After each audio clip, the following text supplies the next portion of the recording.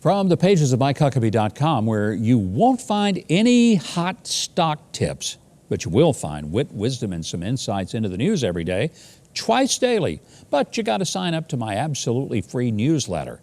That's where it all comes from. But let's right now take another look back at the week that was. Wednesday was Climate Day at the White House, and President Biden once again attempted to reanimate the dead policies of the Obama years.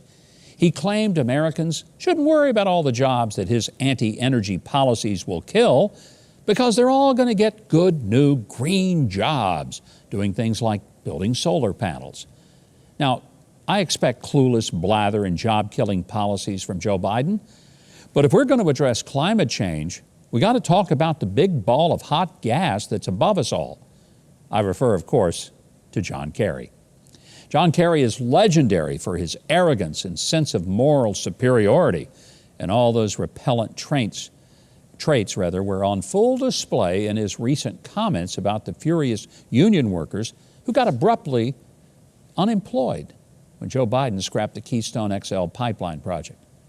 And Mr. Kerry, clueless as ever about how most Americans actually make a living, lectured the poor deluded peasants. What President Biden wants to do is make sure that those folks have better choices, that they have alternatives, that they can be the people who go to work to make the solar panels. I'm surprised he didn't suggest that they simply eat cake until these solar panel jobs become available. Maybe he could give them some advice on making better career choices, like marry a heiress and then divorce her and marry a richer one. And while we're rolling back the tape, let's remember when President Trump said that if you let leftists rip down Confederate monuments, they'd soon move on to erasing Washington and Jefferson from history. And how the media did their usual pile-on, accusing him of exaggerating and being a lying liar who lies. Well, now Byron York is reporting on a vote by the San Francisco School Board to strip the names of all historical figures, including George Washington, Thomas Jefferson, and even Abraham Lincoln. Take them all away from those schools. Not even Dianne Feinstein was PC enough for them. But my favorite example of their clueless radicalism is that they voted to rename Roosevelt Middle School. And they didn't even know whether it was named after Franklin or Theodore Roosevelt. What if it was named after Eleanor Roosevelt? Or what about baseball great Jackie Roosevelt Robinson? Those frothing racists and misogynists should all be forced to resign from the school board. Well, turning to the Twitterverse, oh boy, did we have a week. Users on Twitter, Reddit, and other platforms banded together to make millions off of stocks like GameStop, the video game retailer, while at the same time costing hedge funds billions. Hedge funds have been trying to force those stock prices down and then make high-dollar bets while doing it. When internet stock traders figured out what they were doing, they decided to boost the price, buying up a ton of that same stock. Now, this caught the eye of Treasury Secretary Janet Yellen and the Biden White House.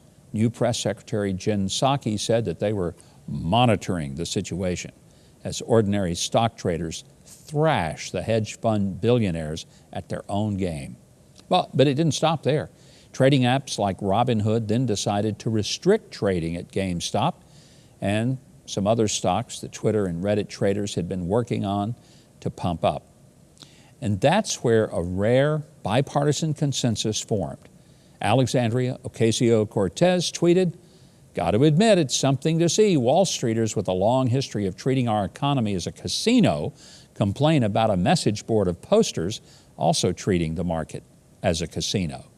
Senator Ted Cruz said he fully agreed, and Donald Trump Jr. added, "It took less than a day for big tech, big government, and the corporate media to spring into action and begin colluding to protect their hedge fund buddies on Wall Street." This is really what a rigged system looks like, folks. Now, 2 class action lawsuits have already been filed against the Robinhood app makers, and I suspect this story is far from over. Meanwhile, Twitter also rolled out something it calls Birdwatch. What they say is a community effort to combat misinformation.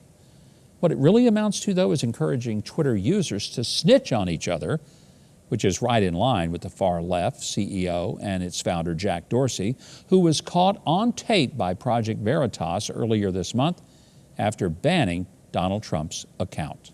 We are focused on one account right now, but this is going to be much bigger than just one account, and it's going to go on for much longer than just this day, this week, the next few weeks. It's going to go on beyond the inauguration. See, you may think it's 2021, but it sure feels like 1984, doesn't it? And then there's New York Governor Andrew Cuomo, accused of his own Attorney General of drastically undercounting COVID nursing home deaths in the state. Cuomo, of course, has been patting himself on the back for the last year or so, writing congratulatory books about his handling of the pandemic, while implementing policies that actually kill thousands of nursing home residents by forcing COVID-positive patients back into them. Fox News meteorologist Janice Dean's in-laws, both of them, were two of those residents. And Dean said this week, with the release of this report, that maybe the angels will have their day in court, and maybe this governor will be held accountable. Finally, how about a shout out to former President Donald Trump, or as Joe Biden still refers to him, the president. After meeting with House Minority Leader Kevin McCarthy, he's decided to do all he can to help the leader take back Congress for Republicans. Trump did say he'll be back in some form, and it looks like that's coming sooner rather than later. Well, until next time, these have been the facts of the matter. Thanks so much for watching, and I hope you enjoyed that video. If you did, be sure to leave a like, then subscribe, and hit the notification bell below. Now, if you didn't like it, you ought to find a Ben Shapiro video to detox you with more facts.